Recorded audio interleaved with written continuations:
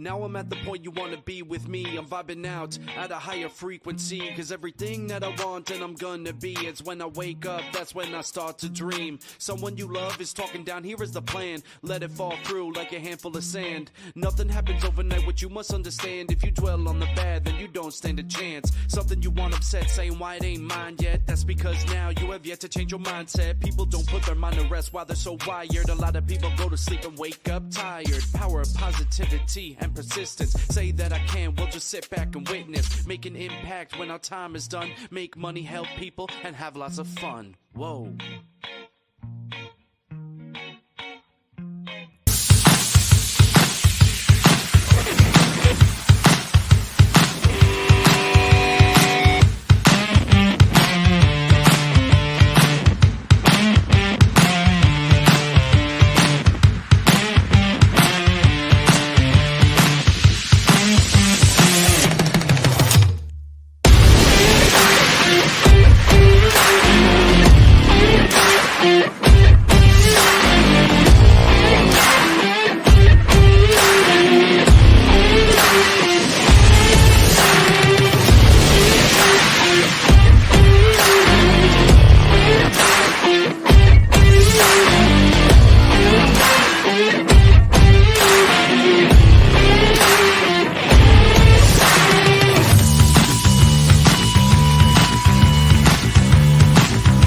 Welcome to Office Hours, hosted by legendary sports executive, entrepreneur, and investor David Meltzer, where the brightest millionaires, billionaires, and entrepreneurs in business, sports, and entertainment get together to talk about success, failure, and everything in between. There's so much more effort someone will give if it is not seen as the job, but the thing that they enjoy doing with their life. Take a deep dive into the mind of some of the world's most impactful guests. Well, I think oftentimes the thing that we're looking for is right there in front of our face. It's just disguised. But I actually really believe that not telling creative people what to do is exactly what you should do with creative people. To share their strategies and tools to dominate their respective fields. David Meltzer hosts Office Hours. Coming up on going to be over 24 years, so welcome everyone for being here. Today's topic of training is office hours, so there's some incredible in. I want to take a quick second, share with your friends, share with your family, the whole community here on Clubhouse. Some incredible guests coming in, so we'd love for everyone to share the room. On the bottom there's a square with an arrow. You can share in your text, of course, on social media here on Clubhouse. So let's get the room going. Share everywhere. I'll be chiming in in between guests with some updates and introducing the guests as well. So if there's anything that you need, let me know. It's great to have everyone here, and let's continue to share the room. So Dave, I will pass it back off to you, and let's get it going. All right, let's get it started. Boom, Mikey's in the house. We got Mike Mamola here co-hosting this Friday training with me. It's been he's on the anti-aging longevity kick because this guy, I thought he turned 50, but he looks like he's 39. I don't know what's going on with him, but we're going to have to find out. He's 52, but he looks like he's 49, and he's joining us today. We're going to do an amazing kind of BYOQ, bring on some great guests that we have here today with us in about 3 minutes. But Mike, why don't you go unmute yourself and see how you've been. How you been, Mike Mamola? I am fantastic. See you. You equally look fantastic. Yeah, we're here. I think it's just natural living, right? Sun and water and diet and exercise and sleep and all of that stuff adds up over time. It's like you say, Dave, it's a progressive thing. One day at a time, one step at a time. You either go in the right direction or the wrong direction. So You're going in the right direction, man. Look at my shirt. I wore this for you. Hold on one second. I'm holding up my mushroom shirt. And I got Mike's a definite psilocybin guy, and I adhere. I thought maybe he'd mention that as giving him longevity. Let's talk about it, Mike. Yeah, I mean, look, the results are in. They're staggering. Results are in. We just got back from the Psychedelic Science Conference in Denver, where it was extraordinary. Over 12,000 people showed up, and everything research from the Imperial College of London to Stanford to Harvard and Yale, they're all showing the benefits of plant medicine and how it really helps us in, not just mentally, but physically. So yes, you are, as always, right on point. I wore this shirt just for you, and I'm in your favorite country. Well, maybe second favorite, because I know your favorite country might be Portugal. I'm in Italy right now, and I know you love Italy as much. Absolutely, yeah. Where are you in Italy? I'm at the Rome airport right now, but I went to Portofino. I went to Naples. I went to Rome. We went to the Amalfi Coast. All the kids and I and Julie, and I'm on my way to Vegas to go speak. We got Itzler and Milet, myself, Lauren Bostic, who I haven't seen in a long time. She's going to be there in Vegas. We're going to do a meetup. So if anybody wants to meet us, by the way, we'll be in Vegas on tomorrow. That's Saturday, I think, your time, 12:30, second floor. And Raluca will post up there, or we'll let you know where. Then we'll be filming 2-Minute Drill Season 5, Monday and Tuesday, VIP dinners down there in the OC. But Mike, it's time. Let's bring on our first guest. We're so blessed to have, probably the best guest in the world. As you know, Jeff has been waiting in the wings. Why don't we bring Jeff on real quick? There he is. Hey, Jeff, how are you? Hey, David, Mike, good to see you. Likewise.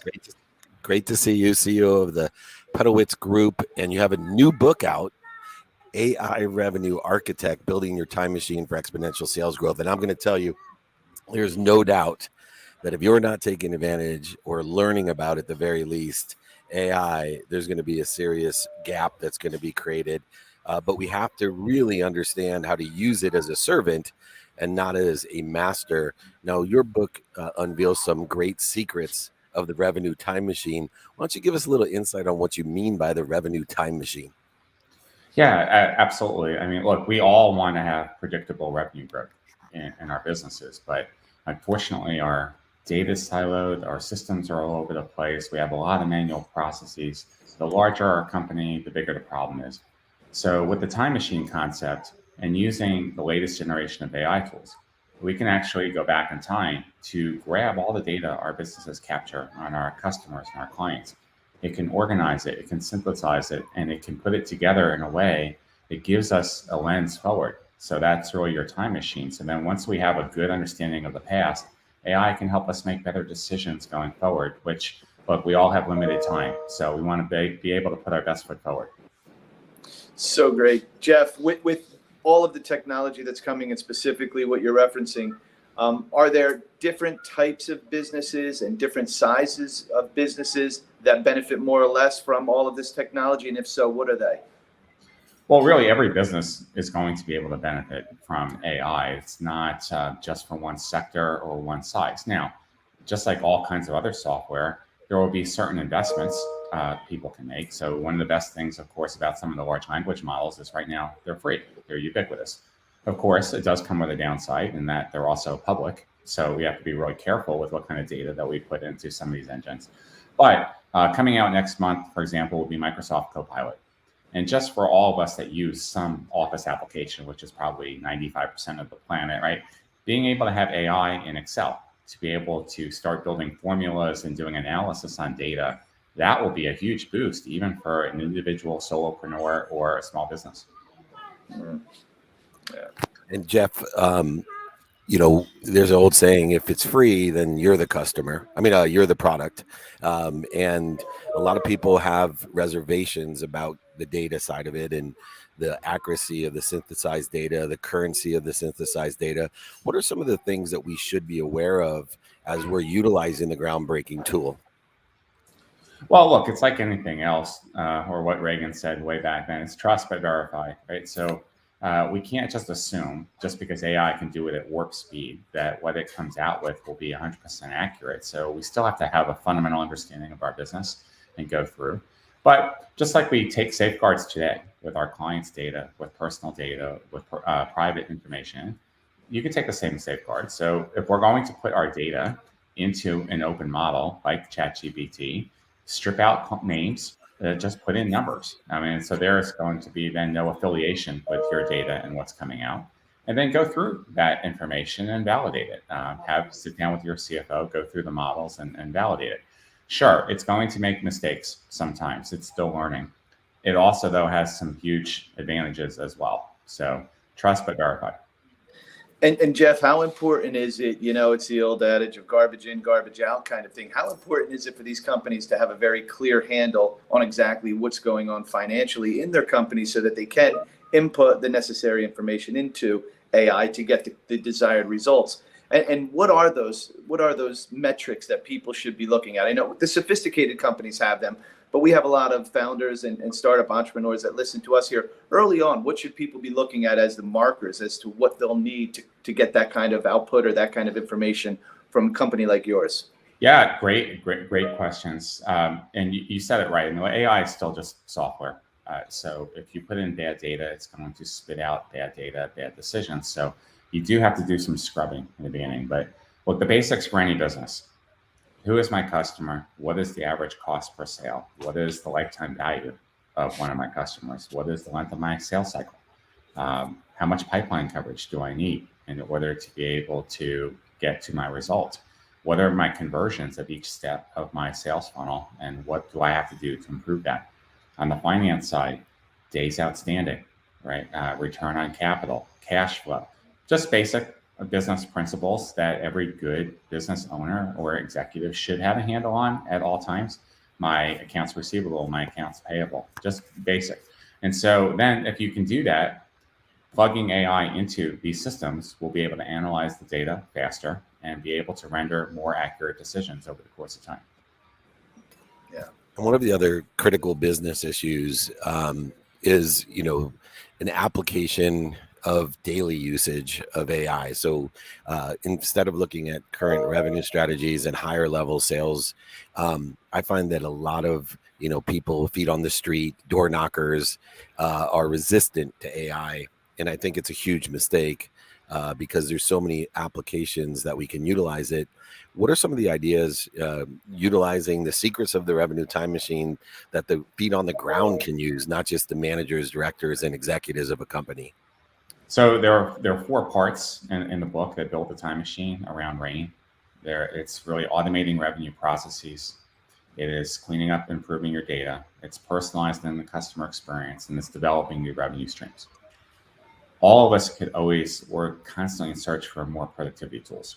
And we've been using them for years, right? We have email and we have office platforms and we have smartphones and we have all of these kinds of things that help us get more done in a day. So starting off with just your revenue tasks, the things that you're doing manually today inside your business that AI can easily take over and automate will give you time back so that you can put it into more value-added activities. I mean, that is one of the most, and I think over the next 2 years, that's going to be the most prevalent use of AI. And it makes sense, right? You don't have to get too far ahead of yourself. Yes, the revenue time machine is exciting and all those kinds of things. But if you could just free up more time of yourself and your most valuable employees so that you can invest with your customers in brainstorming new strategies, that in of itself will be a huge win. Yeah. Jeff, and it's so exciting and it's moving so fast. Where do we go from here in the next 6 months? And it's hard to go out further, 6 months or a year or so. Where do we go from here? And what kinds of things is your company thinking about to enhance even more the productivity and the profitability of clients and customers? Well, it is innovating at a breakneck speed. We have not seen this pace of innovation, I don't think, ever, at least as it relates to technology.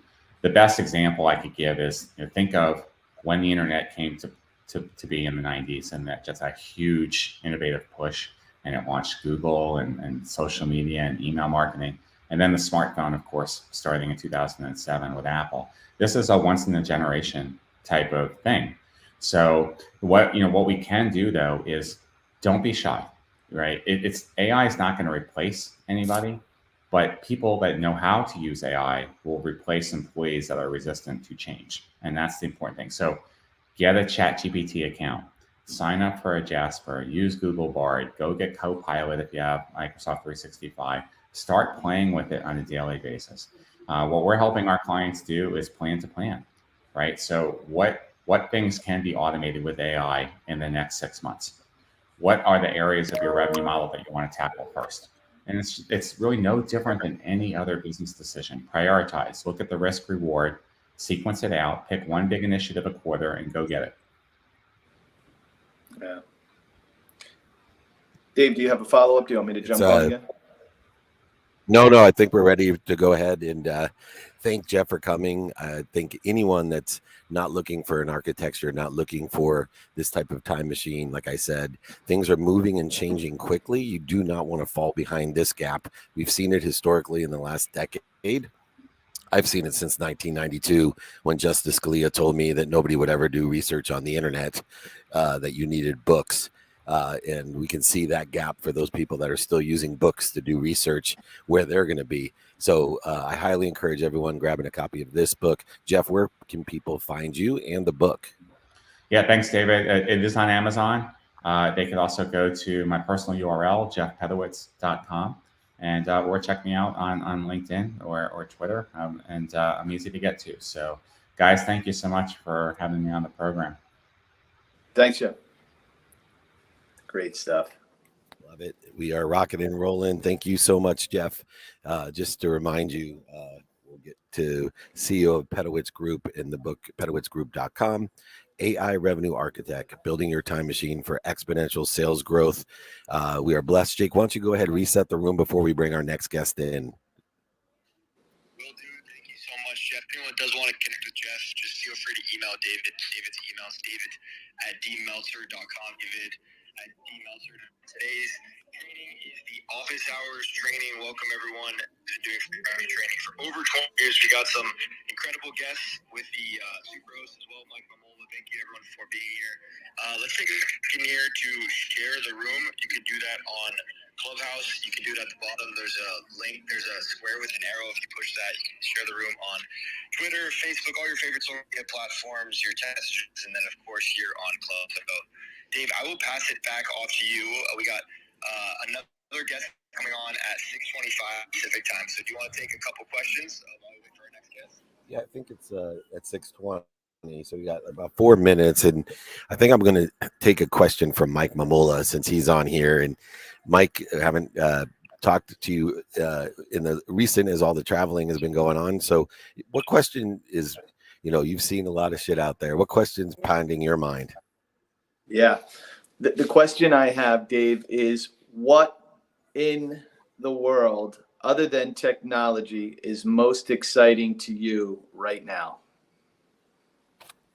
You know what, believe it or not, I know people are going to freak out about it, but I think that aliens, I think alternative life forms, they're super intriguing to me. Like, if you're watching this stuff, there's so many incidences around the world of it's coming.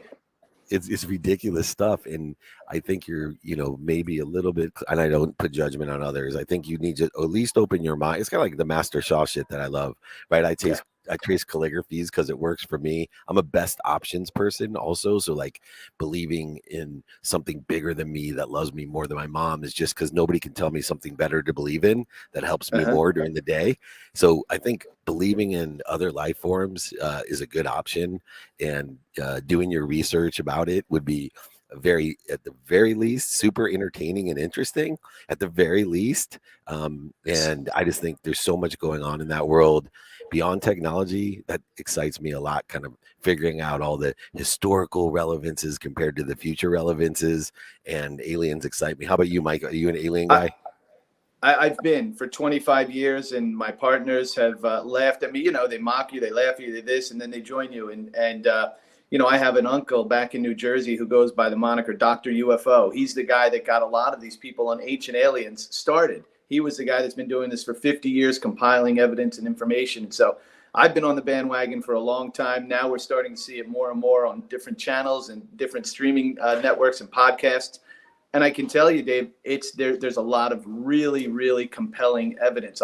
One of the things you mentioned, plant medicines and psychedelics, one of the things that some of the top colleges around the world now are exploring is 5-MeO DMT and traditional DMT. And something that's really interesting, one of the groups that I'm affiliated with, I sit on the board with a guy named Graham Hancock, who a lot of people know. Graham is Ancient Civilizations. He's been doing this for 40 years. One of the things that's very interesting is that when people undergo different levels of, or explore different levels of consciousness through the use of psychedelics, is specifically with this one, with DMT, is that they have visions and interactions with different entities from different dimensions. That's interesting in and of itself. But the really interesting part is that different people, hundreds of different people in different studies in different places around the world, have the same experience. When they're asked to describe what the entity looked like, how they interacted, they're exactly the same. Now, this is either an incredible coincidence or there's something else going on. Hey, what you pay attention to and what you give intention to equals the coincidences, the coinciding of the dimensions of life. And so I teach that as being a student of anything, to pay attention to and give intention to the coincidences that you're interested in or you want. It is time to bring our next guest on. Hopefully we didn't scare him away with our alien talk, but I'm 100% on board with you. And our friend Satyen is here, Raja, the CEO and founder of Warrior Sage Training, and he has a new book, Accelerated Evolution, and talk about an absolutely great adjective to describe the world today. I believe it's accelerated in every aspect. There's a higher frequency, a higher vibration, a higher acceleration. Welcome to our training on Friday office hours, Breakfast with Champions. We're multicasting all over the place. Satyen, thanks for joining us. Great to be here. And the discussion you were having was right up my alley. So I was a little jealous I didn't get to hop in on all of that because there's aliens in my backyard right now. But good morning. Good morning.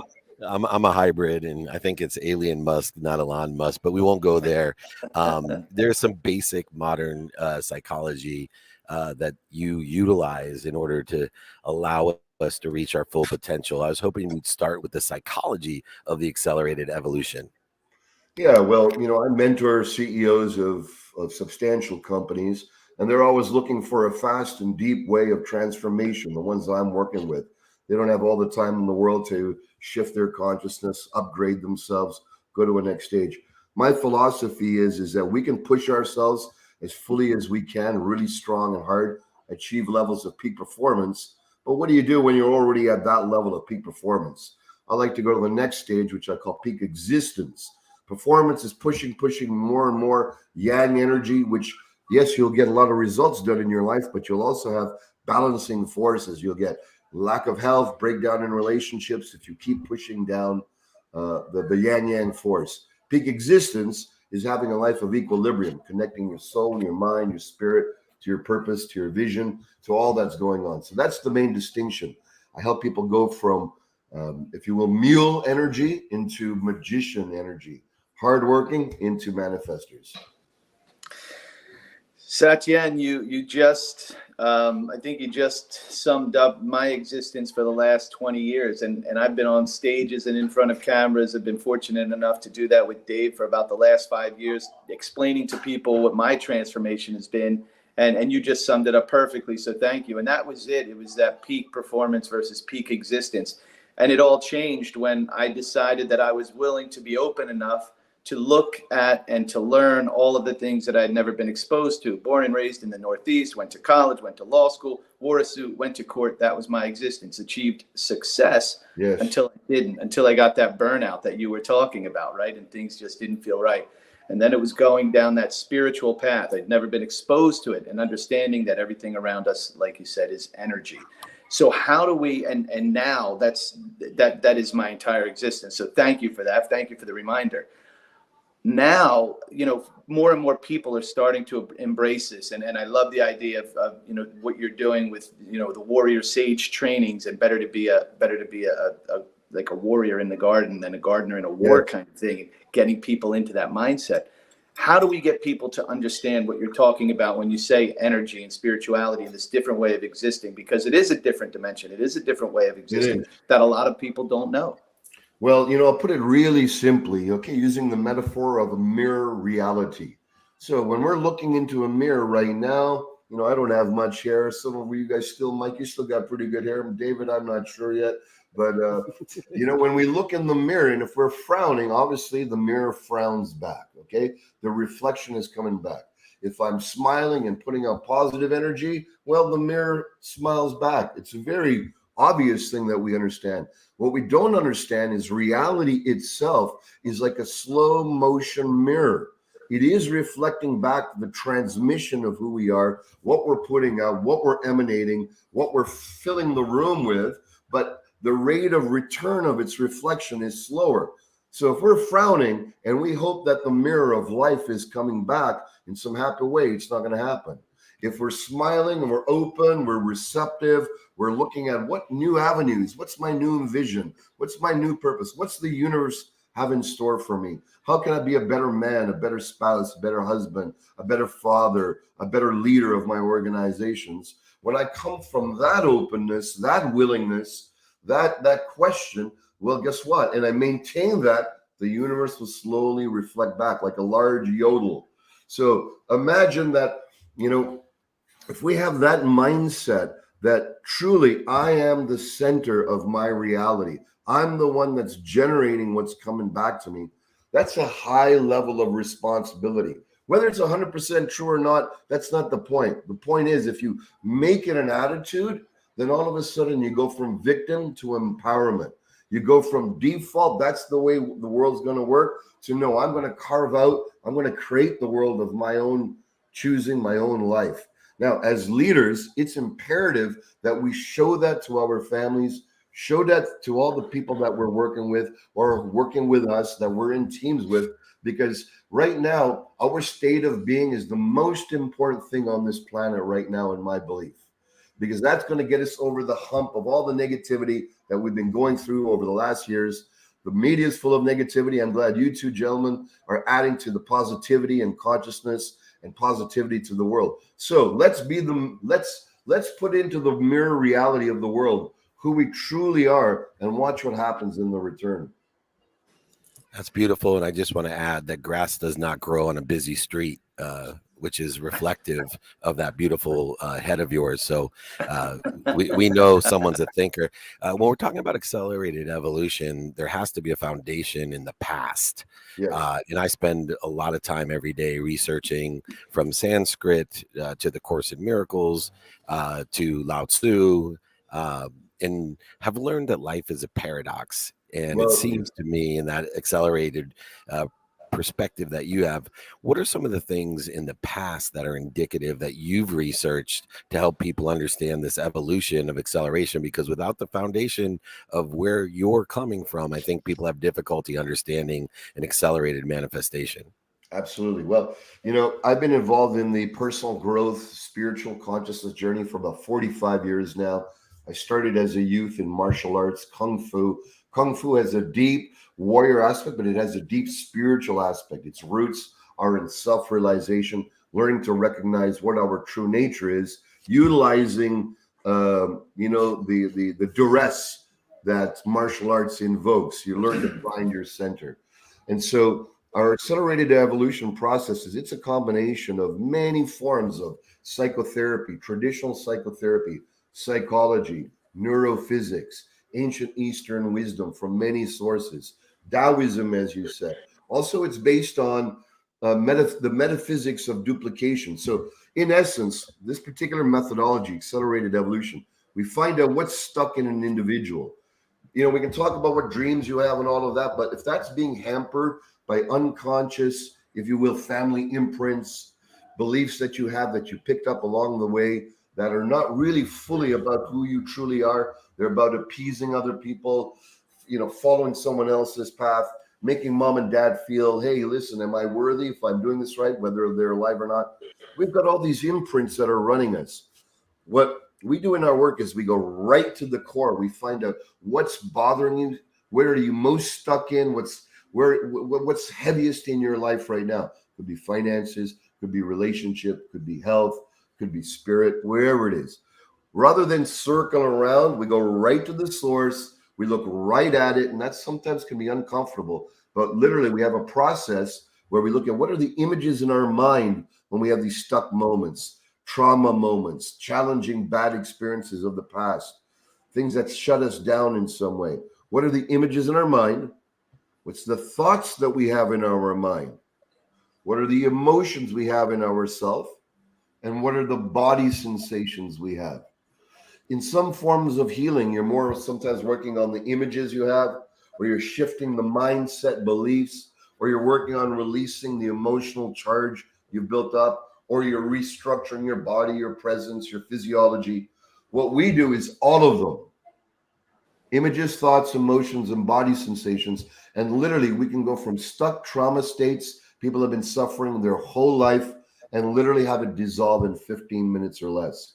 This is being studied by some of the biggest universities right now. We have, hundreds of therapists that we've been training, therapists, physicians, doctors, psychologists, all around the world, because of the power and how fast it works and how deep it works. People aren't just looking for something that transforms them deeply. People don't have the time. Leaders don't have the time to go around 2-3 hours per day, go to a therapist, clock in, drive there, come back. Altruistic, well-meaning, but we've actually made a breakthrough in the solution of the most rapid, deepest transformation that anyone can have, that takes them from a stuck state into what we call unity consciousness, or state of oneness. So it's way beyond psychology, way beyond NLP, way deeper than hypnosis. We go right to the core of the soul. When we heal the fragmented soul, then what shows up in the world totally changes. And the experience, what it feels like, is that you go from pain, suffering, anger, frustration, lack, fear, into oneness. When you go into oneness with the feeling that you're connected to everything, and that you've, if you will, have accelerated beyond the stuff of the world, then what happens is, rather than take 5, 10, 20 years to move through your stuff, in 15 minutes to an hour, you can come out the other end and never have to deal with that problem again. This is a huge breakthrough. It's like, it's like the atomic bomb for healing in a way. In a few minutes, bam, we've dealt with the ego once and for all. Satyen, I feel like I could sit here and listen to you talk all day. Thank you. And so many parallels and just so many questions that I have. I think the first and the most important one for me is, how do we get people to a point where they're willing to take this step? And I'll use myself as an example. I've been on this journey with mindfulness, spirituality, meditation, biohacking, etc. for about 7 or 8 years now. Over the last 5 years, heavily interested in altered states of consciousness and psychedelics, plant medicine, how that can help us heal. One of the things that I've most recently been interested in and studying is shamanism. I'm getting to the question here. I made a very important but very difficult decision recently, where I would spend 3 months on and off in the mountains outside of San Diego with a shaman to learn what he's been studying for the last 20 years in and out of Peru. That was hard because I'm busy, you're busy, Dave's busy, everybody listening to this is busy. The things that we want them to active. learn. I just have to interrupt. I'm not busy. I'm active. Busy people, they're unavailable. I'm active, man. I'm very active. How do we get them? Because they don't understand this. They're afraid of it very often, right? Fear is the biggest dream killer. How do you get them to a point where you say, slow down, listen to what I have to say. I want you to understand how this can be helpful. And to sum it all up, I heard a great quote recently that slow is smooth, smooth is fast. How do we get people to embrace that in an indigenous and shamanic and spiritual way? That's a great question. So, Mike, I too have been immersed in shamanism for 35 years, way before people even knew about this. I've been leading medicine ceremonies, ayahuasca and things now and I've had thousands of students coming through, you name it. So this is very close to my heart too. Now, because I come from Bruce Lee's lineage, and Bruce Lee's philosophy is absorb what's useful, discard what's no longer useful, and come up with your own creations. And so I'm one to like my spiritual growth in a hurry, because I like to live, like Dave was saying, the fullness of life. I'm not busy, I'm active. I like to have an active life in life. If you're an individual who likes to have an active life in life, and you're feeling, you know what? I know there's a stirring inside myself that's calling me to live way beyond I'm living now. I don't even know what that means. It just means I feel stuck in my state. There's a momentum of the past. I'm defaulting into what I'm doing. My soul, my being, I'm sick and tired of where I'm at, although I'm just sort of treading the waters in reality and experience. When you've come to that point, you can continue down that road, and it always goes downhill.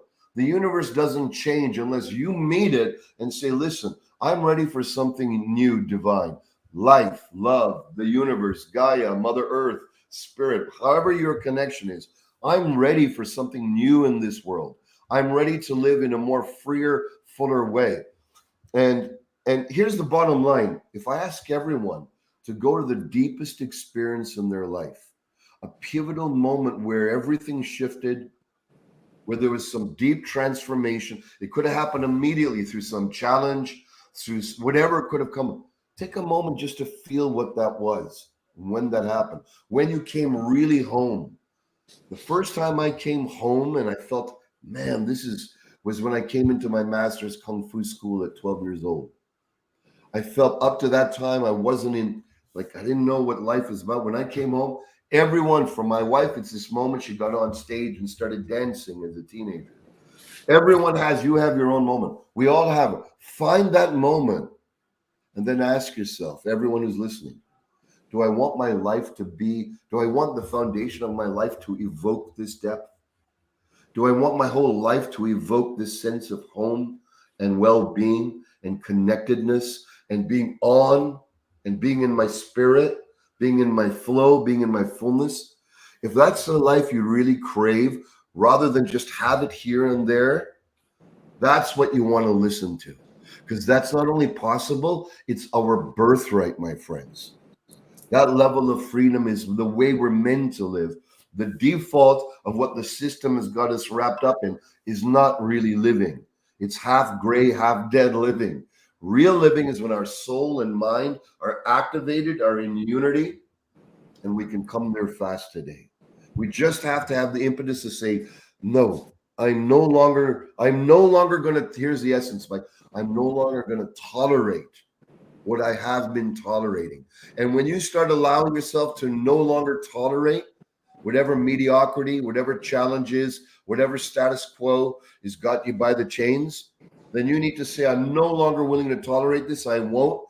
Just that declaration will bring in forces of change, transformation, and awakening into your life. Aho. Wow. Satyen Raja.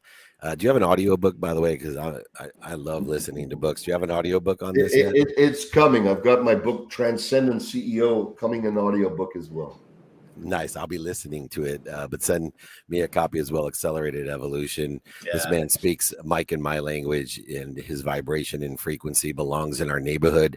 And our neighborhood is the Breakfast of Champions and Office Hours. We'll see this man on Apple TV with us as well. We're going to invite him back on many other shows. The world needs more of you, my friend. I'm so glad that I've attracted you into the show in my life. You are speaking the soul speak that I love to listen to and learn from. So thanks for taking the time early in the morning here on the West Coast. I don't know where I am, but Mikey, you on the East Coast or the West Coast? Miami, East Coast. All right. We got the whole world covered from Rome to the East Coast to the West Coast. Thanks, Satyen. Check out that book, Accelerated Evolution, warriorsage.com. The man speaks for itself. My past lawyer, my past life as a lawyer. It's called Res Ipsa Loquitur. It speaks for itself. Thank you so much, Satyen. An honor, gentlemen, and everyone listening. Have a great morning and a beautiful day. I'll be in touch. Thank you. So good. So good, my friend. That was awesome. How about that, Mikey? Incredible. We still bring the best guests in the world on Breakfast of Champions on Office Hours on Friday, and Mikey's one of the OGs. He's been on more episodes of Office Hours than anyone else. He was consistent and still is in being here, and my team deserves great kudos for bringing on these first two guests. Jake, why don't you go ahead and reset the room, make sure people know where we're going to be, let them know we got a free book for them. They can email me, david@dmeltzer.com. I'll sign it, send it to you, pay for shipping and the book. So go ahead, email me, david@dmeltzer.com. Jakey, it's all yours. Why don't you go ahead and reset the room? Thank you, David. I totally agree. Satyen, what an incredible. Anyone on here wants to connect with Satyen, you can also email David. David's email, as mentioned. If anyone wants one for free, for any of David's or guide wants a update on where David will be as well, you can just email David. Email David@dmeltzer.com. Just some update. Actually, where he's July 15th, Saturday. There'll be a meetup in Las Vegas World at 30 p.m. So if anyone is in Las Vegas tomorrow, this morning on Monday and Tuesday of next week, July 2nd and 18th, if anyone is there or would like to join. And then also for the week after that in Chicago, July 26th, July 27th in Indianapolis, and then August 10th in New York City and August 20th in St. Louis. So a lot of great. If anyone is or would like to join, just email David. We would love to meet everyone. See you there at the meetups, at the VIP dinners, where everyone is. So thank you so much, Dave. It's been an incredible training so far. Amazing getter on the office hours training with Mike Mamola. We got another guest that is super excited to come on. So Dave, I will pass it back off to you. And thank you so much. Yeah, I don't know. Raluca, give me a thumbs up if Alejandra is coming or if we take a new guest on Breakfast of Champions. All righty. Good, because I really want to talk about the crowing. If anyone knows what crowing is, crowing.com, CROING. But I'm going to go back to a little Mike Mamola talk while we're waiting, because I think for me, the incredible alien side of stuff of it, and I didn't know the complete background. I knew my wife and him have had some deep conversations about alternative ways of thinking and an open mind and open heart and open hands. Mike, can you share one of your uncle's stories? Is your uncle, I think you said? My uncle, yeah. Can you share a story that got you so involved? Like when you were young, I'm sure he was, the reason there's ancient aliens. Give me a story. He was working with a woman. This is probably 40 years ago. And we're back in New Jersey, in central New Jersey. And he was working with a woman, and the woman was on her deathbed. And she was at home, and they, doctors had come to give her the last rites and things. And her family was just waiting. And she was in her bed that night, and she had this vision of a light coming to her window, and these beings coming in the window and taking her out, kind of like gravitationally out of the window and over the neighborhood. And as she went over the neighborhood, she went up into this light and said they had performed some things on her and told her some things that she ultimately didn't reveal, and then brought her back. And it was a longer process, and brought her back into her room. The next morning, she running downstairs. She was younger. She was only a young teenager at the time when this had happened, and telling her mother, "Mommy, Daddy, I'm all better. I'm all better. The angels fixed me. The angels fixed me." And they're like, "What are you talking about?" And she explained that there was this light and this ship and this being, and parents thought that she had lost her mind, called over the doctor. She was healed. She was good. And it sounded incredible.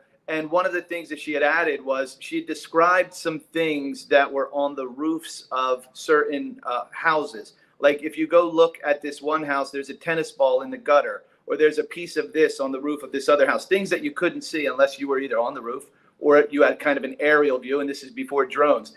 And it just made you think, like, how did she know that? Where did this come from? How did she get better? And just stories and stories and stories like that over and over again.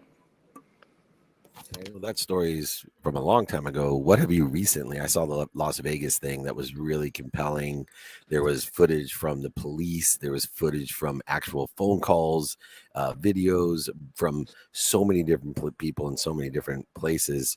But yet there's still resistance. What's a current one is, then we'll bring in our crowing friend here. That's it. There was the one in Las Vegas and the one in Brazil. And now with technology and phones and everything, these things are captured on hundreds of devices, and from different perspectives. It's just impossible to refute anymore. And I think that's why more and more it's being embraced by media. It has to be. When there were 3 channels on the television 30 years ago, it was easy to kind of control the narrative.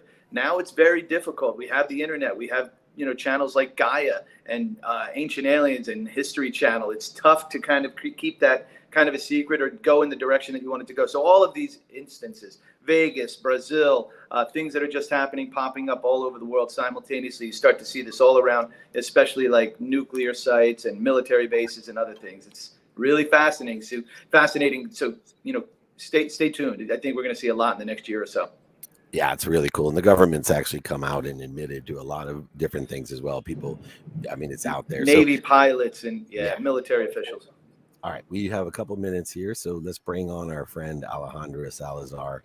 She's the CEO. Oh my goodness, look at that smile. She's the CEO of Crowing. And I always say, build your brand, find your frequency. And it's a 360 approach to that experience. And Alejandra is an expert at that as well with her Crowing creative agency, Crowing.0 and growing with a G. Welcome to Office Hours and the Breakfast of Champions Friday training. How are you today, Alejandra? I'm fine. Thank you so much for having me. Well, good. I'm going to start right where I kind of suggested, which is, when you believe building a brand is about a frequency or a vibration, building a brand is about understanding the spectrum of the frequency, the strength of the frequency, and the reach of it as well. But it all revolves around one thing, people.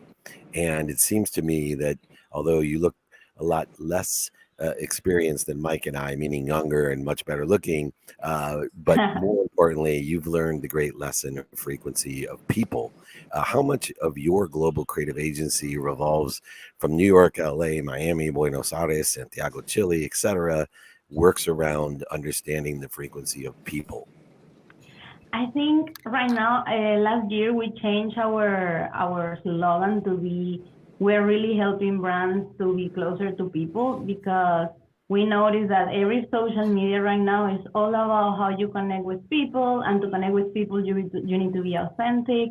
You need to understand their culture. I think part of my background comes because when I was 19 and I finished my degree in the university, I felt like I knew about business. I mean, the ones that you learn in the university, and I knew about design, but I was lacking of culture. So I asked my family to please send me to Germany. So my mom and my dad, they asked for a loan and sent me there. And when I was in Berlin, I really started understanding like all different cultures. Like I'm originally from Venezuela.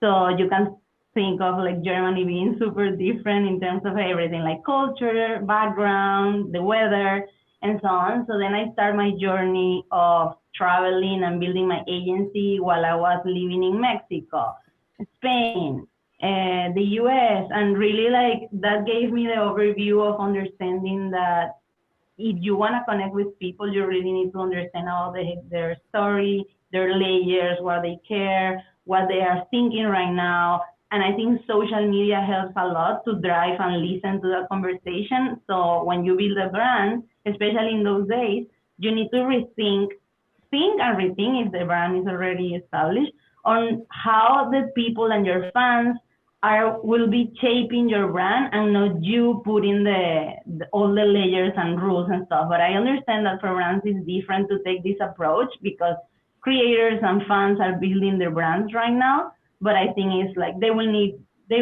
to do it at some point, so they better start as soon as possible. Alejandro, good morning. And good. You said something I think very powerful, and I want to make sure that we touch on that a little more because I think some people need to understand it better. It's authenticity, right, and the connection. So if we meet in person with each other, or on Zoom, or however we meet with each other, whether we're individuals or we are brands, we are subconsciously determining whether or not is this person friend or foe. Is it friend or foe? Is this someone I should run from? Is it someone I should do business with? And that happens in milliseconds. And so that really comes down to authenticity, right? We're evaluating how authentic is this individual? How authentic is this brand? How do we get brands and people to be authentic? Because it is often difficult, right? And we do find with social media, the biggest influencers, they're being authentic. It's like, hey, love me or hate me, this is who I am. Brands, it's the same thing. How do we get people to that place of authenticity so that they can connect in a very powerful way? I think for brands, it's all about thinking, for example, how they started, like go to the basics, right? Like what is the service you are providing, like or the product, but like what's the emotion you are creating or your product is creating, or what's your values. And it might sound like values and stuff, but it's really like understanding what's the role of the brand in the world and what's the impact the brand can have in the world, and then take it from there and being able to communicate it. So I think it's all about, because for example, in my case as a human being, it's thinking like what makes me me. So for brands, it's the same. What makes brands brands? Like their founders, their story, the product they sell, how the people react. So that like trying to read, like when I started working with any company in the agency, we really go back to their story, what they do, what are their differentiator, like what is really how they are impacting people's life, even though they are selling a product or selling a service, like that doesn't matter. At the end of the day, it will be part of someone else's life, or if it's a B2B or a business. So how you impact that life, and then understanding what are, like, I call it like intention umbrellas, which is like, I don't know, if you see, let's say Gary Vee, that I know you know, like, you can think of him and understanding, like, he talks about kindness, he speaks about friendship. So you can, if you think about him and you say 4 words that he's known for, you will immediately take it, right? And that's because he has clear intentions in his communication, and I think you guys as well. So for brands should be the same. Like, if you think on a brand, you need to be able to put in 4 words that brand, and that's how the brand should be positioned. But working with branding these days, they think like sometimes they need to talk about more the value, the price, or I mean, a lot of stuff that people at this point don't care. They really care about the connection. And to get to the connection, you need to understand who are you. And I think it happens, like, for me, it was therapy that helped me understanding and traveling the world. And I think we do for brands kind of therapy to understand who they are, so then we are able to communicate. You're I don't know wise. if you answered the question, but I hope. Yeah, you did, and you're wise beyond your years. In fact, Gary and I share a lot of core values that we teach in gratitude, empathy, accountability, and inspiration. 100%. And we're very clear about making a lot of money so we can help a lot of people and have fun. Speaking of which, you help so many people in an area that I started working in. Mike probably doesn't even know this, but I'm creating a fund, which is for men, and it's men only, to raise money to fund women only, women of color and women only, because it's the most disparate area that we need for especially entrepreneurs to fund the people who know how to make money better than anyone, which are women, and even women of color. And you'll see here in 2023, we're probably going to drop below the 2% mark of women of color getting funding in 2023. And yet, you know, women and people of color equal 73% of our country, and less than 2% will be funded. And if you take out Stanford graduates, I don't even want to mention what that percentage would be.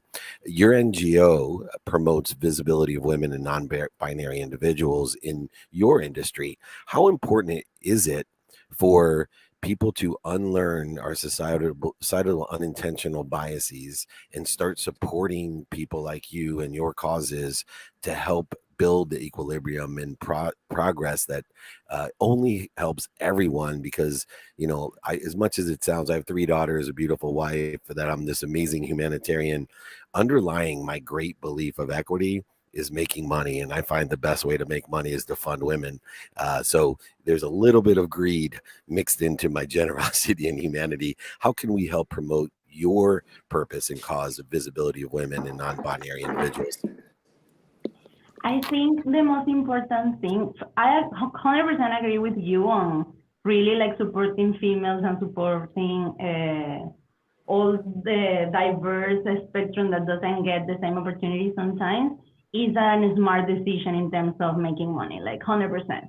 The way women understand so many things is just different, and you can see on how the COVID was treated for female presidents compared to other countries, and like, I mean, there is many examples. In my opinion, it's not on, and like my purpose in life is to give the opportunity for them to speak. So I think like what you are doing here of letting me express what I do and what my company does is key. And also in my case, like I founded my company 8 years ago, and it's open for everyone. But of course, I always try the leaders that they are female and they can be representative and they have a space to talk. It's not only about me. Like if you go to our social media, which is Crown_agency, you will see all of them talking and expressing their ideas. And right now I'm working with each individual of my company on building their personal brand, understanding what are their intentional umbrellas, like umbrellas of intention, so they can really speak and have their voice and like have opportunities. So I think the best way to support female is giving the space. Like if you are in a room full of men, you need to be asking yourself, like, where are females? Because 100% they are doing their job as well, and they are doing amazing stuff in the area, but they are just not sitting in the same room.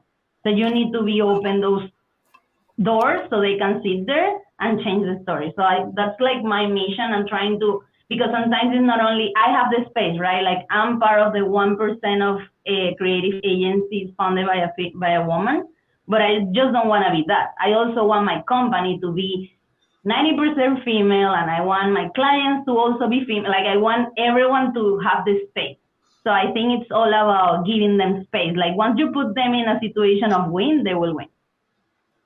Yeah, they're telling me that it's amazing. Sorry, Mike, I'm going to let you ask the last question, but my Clubhouse was out for a minute. We got 1 minute, Mike. You got something to add, but when we finish up? Yes. In addition, Alejandra, we should definitely talk more. I have some amazing female-led businesses that I'm working with down here in Miami that I think could really benefit from you. So in addition to authenticity, what's the next most important thing that you instill in people and your clients in having an effective relationship? So they can be authentic.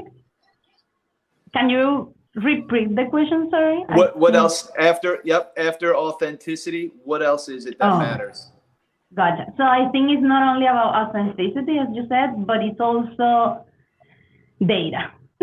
I'm all about data right now, and my team is all about data. And I think if you don't understand data, you won't be learning and you won't be growing. So I think it's all about people and data, authenticity and data. That's all. Got it. Thank you so much for that. Thank you, Mike. Oh, go ahead. I just want to say, like, looking forward to keep connecting with you guys, and thank you for the opportunity. And of course, I'm happy to support people in Miami because my agency is also the creative agency of the city. So excited. Thank you so much, Alejandra. We'll have you Thank back. you. We have more shows for you. Of course. Looks like Dave might have froze. There we go. Thank you. All right. For anyone who couldn't see, it's Crowing, CROING.com. There you go, Dave. You're back. Crowing.com with Alejandra. Sorry, man. They keep telling me Clubhouse is muted, but it doesn't show it on my phone. Jake, can you hear me on Clubhouse? We can hear you perfectly now. You are good to go. All right, man. I don't know what happened, but technology. We got 5 minutes left, Jake. Why don't you go ahead and give us one question to finish up for Mike and I as we finish up. Mikey, thanks so much as well. Go ahead, Jake. My pleasure. Will do. Thank you, Dave. Thank you. This is the Breakfast Champion David Meltzer's free Friday training. Here we got 4 minutes left of the 6 a.m. Pacific time version. If anyone wants to connect with any of the guests that were on, you can just email David if you want any of David's free trainings or guides or want to know where he will be next. Many cities coming up, VIP dinners, meetups, a free book. Of course, Dave pays for shipping as well. Just email him. His email is david@dmeltzer.com. And Jake, why don't you go through the dates? So we'll be Saturday at 12:30. That's tomorrow. We'll be in Vegas. So let's get all the Vegas people. We're keynoting the Ford event with Mylett and Itzler and Lauren Bostic. If you like any of them, come on by 12:30. We'll be on the second floor at Resorts World. What's it, Lily? Where's it at, Jake? Yeah, the Lily Ballroom tomorrow. Lily Ballroom. All right, at Resorts World tomorrow, 12:30. Then we'll be in Orange County doing VIP dinners on Monday and Tuesday. So join us there in Orange County. We're filming 2-Minute Drill. Come in, stop by, check us film. It's pretty cool. We'll do a meetup in there as well. And then we're on our way the next week to Chicago and Indy for VIP dinners and meetups and speeches. So we're going on in the St. Louis, New York. We're going to be all over the place. So just want to include the whole community because it gets exciting when we get hundreds of people there. And the questions are outstanding. I'm here to help and listen for what we want to learn. We appreciate everyone. Go ahead, Jake. Why don't you go ahead and let's get a question, Mike and I, to finish up. Great. Question from online. The question is, what's the most efficient way for people to keep up with the fast pace of AI? What's the best way to keep up with the fast pace of AI, Mike?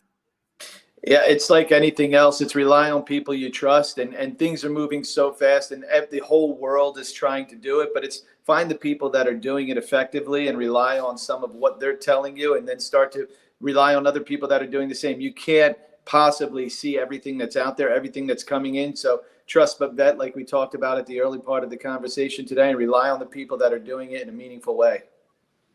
I think that's great advice. And, look, I think one of the greatest things about it is you have to look within. When we're looking at technology that moves so fast, we look at what we have control of, our mindset, our heart set, our hand set. We look at our skills, our knowledge, and our desire, and then apply the technology, the servant. A hammer can be used to build a house, but it also can be used to break it down.